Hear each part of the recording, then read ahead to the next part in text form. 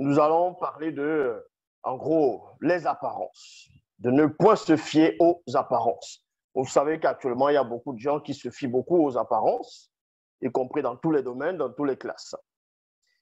Et Essombe, connu sous le nom de, en gros, Essombe dans les bibliothèques classiques, son nom c'est Paul de Tarse, lui aussi a révélé déjà à un moment donné, dans son époque du visible, a dénoncé déjà beaucoup de personnes qui jugeaient selon l'apparence, parce que la société actuellement, et même dans les temps d'autrefois, beaucoup de gens, comme j'ai dit, vivent avec l'apparence, c'est-à-dire l'apparence trompeuse.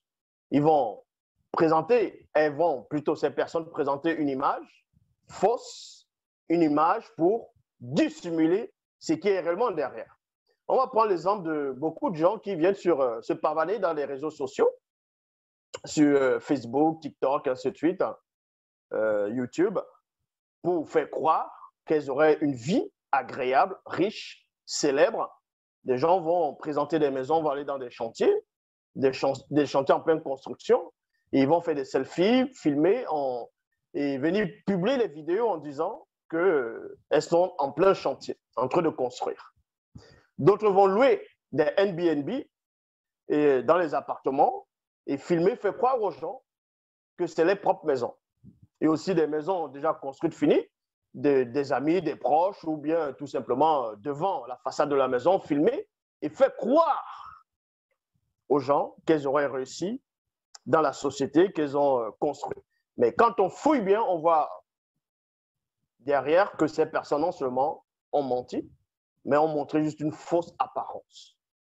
On va aller dans Essombe, chapitre 26, à partir du verset 53. Il y avait des personnes malhonnêtes, des gens qui ont comploté, qui ont tissé des alliances occultes pour pouvoir encore écraser le peuple noir. Et parmi eux, il y avait des traîtres noirs aussi, des non-initiés, qui se sont alliés avec les blancs et les sans-mêlés, qui vont juger selon l'apparence, avoir une certaine apparence, on va dire, porter un habit qui va symboliser une telle situation. On peut prendre le cas actuellement, on va voir les prêtres catholiques, vous allez voir, il porte sa soutane, ainsi de suite, on va dire que c'est un prêtre. Donc, c'est quelqu'un qui est saint, c'est quelqu'un qui est honnête, c'est quelqu'un qui ne ment pas, c'est quelqu'un qu'il ne faut pas se méfier. Et quand on confie des enfants à ces personnes, à ces soi-disant religieux, on apprend après qu'ils auraient violé des enfants, ils ont fait des abus, ils ont fait des choses horribles, et même des escroqueries, ainsi de suite, que ce sont des mauvaises personnes.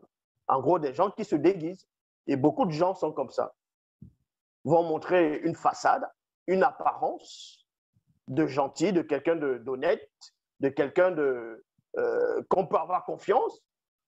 Et quand vous creusez bien, vous voyez que c'est une fausse personne. Et il y a beaucoup de fausses personnes, comme ça, de mauvaises personnes, qui viennent sur YouTube vouloir enseigner, faire des débats, des conférences et coacher des personnes en disant que ce sont des coachs personnels. Et pourtant, quand on voit dans les vies, c'est des misérables, des gens qui n'ont aucune dignité. Essombe dit ici, dans Essombe chapitre 26, au verset 53, ces hommes corrompus sont des non-initiés sous l'influence des blancs et des sans-mêlés. Car les blancs et les sans-mêlés sont des ouvriers trompeurs. Ils se font passer pour ce qu'ils ne sont pas. Ça, c'est ce qu'on appelle aussi, on va dire, de ne point se fier sous l'apparence, aux apparences. Donc, quelqu'un va venir pour dire qu'il va t'aider, il va te sortir de la misère, que c'est une bonne personne, il va envoyer comment on appelle ça, les dons dans les orphelinats, et ainsi de suite. Mais derrière, on voit qu'ils ont d'autres idées. L'idée de vous récupérer et de modifier complètement votre histoire, et non seulement votre histoire, mais de faire en sorte que vous puissiez embrasser leurs lois contre nature. C'est ce qu'on appelle de ne point se fier aux apparences. Et cela n'est pas étonnant, puisque Satan, le Mundima Bobé, le mauvais esprit lui-même, prend l'apparence d'une entité de lumière. Donc, vous voyez ici, là, ce que je venais de dire, c'était l'introduction. C'est pour ça que vous avez senti un peu comment il y a eu un combat. On va ici parler maintenant de l'apparence trompeuse, de ne point se fier aux apparences. Peu importe l'image, peu importe comment les personnes vont se comporter, comment les personnes vont se placer, vont se présenter à vous. Il faut faire très attention. Il faut avoir l'esprit du discernement. On va commencer dans la phase 1 par rapport à ne point se fier aux apparences. C'est quoi une apparence trompeuse? C'est dans le sens spirituel, parce que l'homme vit dans 3 dimensions, la dimension spirituelle, astrale et physique. On va commencer par la dimension hautement spirituelle, ici, dans Kalata Moto. C'est dans le livre mystère, c'est dans le Bible, dans Kalata Ballet. On parle ici, Kalata Moto, dans le chapitre 4, à partir du verset 12. Il est dit ici, en parlant du dragon serpent qui avait séduit Muto, donc la toute première femme noire.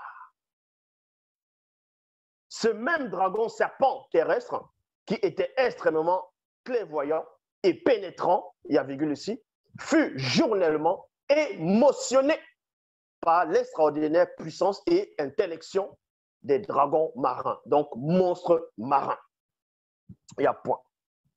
Il naquit en lui un sentiment nouveau, issu de son raisonnement propre, émanant de son libre arbitre.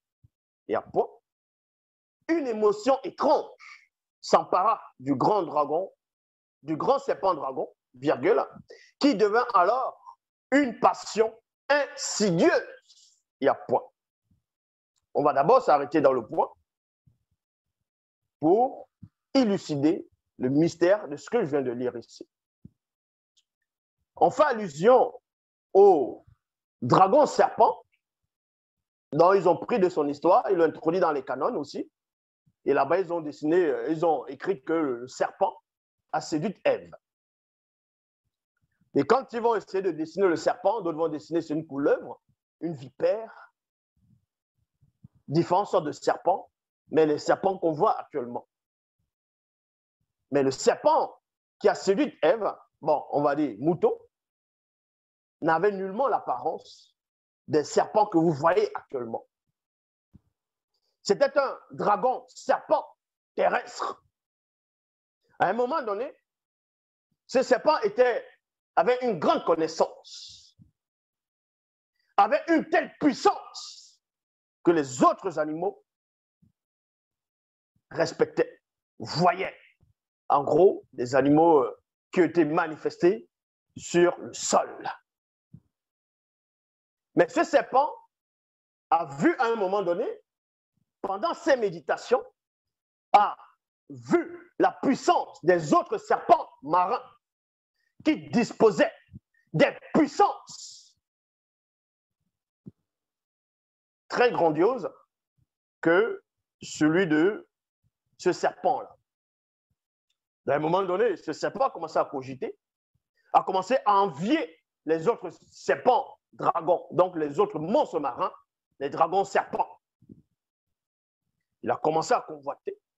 Et dans sa convoitise, il a ouvert une brèche, une fréquence. Et ça a capté la fréquence du chérubin jadis ouin. Satan, le Mundima Bobé, le mauvais esprit. Sans cela, on vous dit ici, son raisonnement le dénua ainsi de toute vertu intérieure. De toute vertu intérieure. Ça veut dire, premièrement, quand il a commencé à cogiter, il a commencé à convoiter, à méditer le mal, à soupçonner, à vouloir extraire le pouvoir. Il ne voulait pas rester sur sa place. Il voulait défier l'ordre établi, c'est-à-dire le droit d'aînesse. À l'intérieur de lui, dans son moi divin, il y a eu quelque chose qui a changé. Il y a quelque chose qui s'est transformé à l'intérieur de lui. C'est ça qu'on vous dit ici. Son raisonnement le dénia ainsi de toute vertu extérieure. C'est-à-dire ça a d'abord changé et l'extérieur aussi, ça a changé. Et le révéla dans son obscur principe au regard compositieux de Satan, le Moudima Bobé, le mauvais esprit.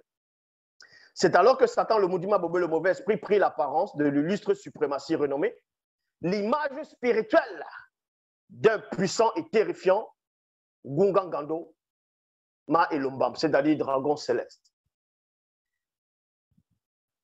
La première fois où, dans le plan visible, on va utiliser le camouflage, c'est-à-dire l'apparence trompeuse, ou ne point se fier aux apparences, c'était Satan lui-même qui a ramené cela, le mauvais dragon, le chérubin jadis. C'est-à-dire que quand il a vu que le dragon terrestre, avant de séduire Mouto, avant de ramener la confusion dans le plan visible, Satan a vu une anomalie dans ce dragon, dans ce serpent dragon. Et Satan ne pouvait pas et ne voulait pas aussi se présenter directement en ce serpent en tant que chérubin, jadis ouin. Il fallait qu'il prenne, il devait prendre une image familière. Il a pris l'image d'un dragon, d'un puissant et terrifiant dragon céleste. Et quand ce serpent dragon a vu cette image, il a été subjugué. Il a été frappé par l'extraordinaire présence de cette entité. Donc, il s'est fié à l'apparence du dragon, mais il n'a pas vu, premièrement, à cet instant, que derrière cette apparence, c'était le chérubin jadis ouin. Parce qu'en ce moment, il n'avait pas l'esprit du discernement. Et beaucoup d'entre vous vivez dans cette situation. Vous voyez quelqu'un qui va venir, il va dire gloire à l'Oba. Vous allez aller vous abonner. Il va parler de Dieu qui s'abat. Vous allez liker. Ce n'est pas parce que quelqu'un va venir, il va se mettre à dire gloire à l'Oba, vous ne le connaissez pas, et vous adhérez directement. Il faut sonder les personnes. Examinez tout esprit. Ne vous fiez pas aux apparences. Les apparences sont trompeuses.